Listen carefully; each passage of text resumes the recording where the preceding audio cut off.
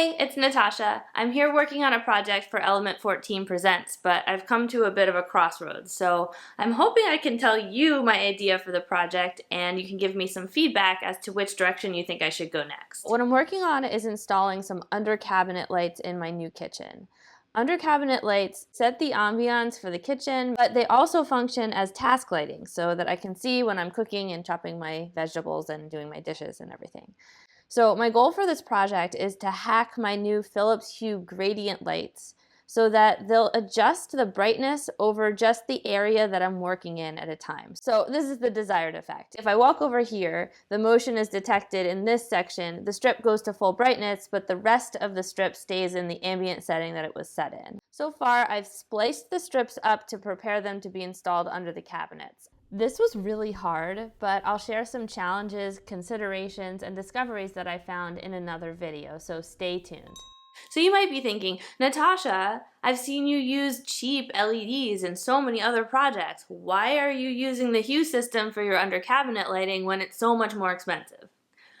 Well, it's important for me to keep within the Hue system because the rest of my apartment is the Hue system. So I'd like to be able to create my own controllers for it without giving up the reliability of the mass-produced product.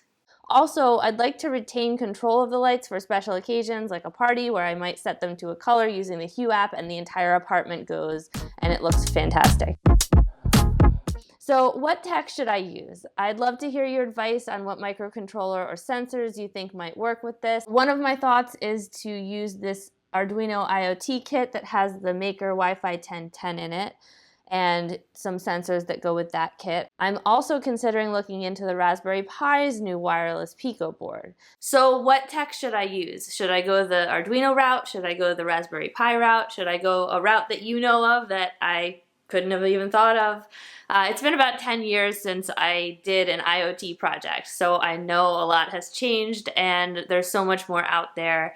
So please share with me what your thoughts are on which direction I should go, and I'll incorporate everything that I learn into the next video. So thanks again for your help, and I'll see you next time.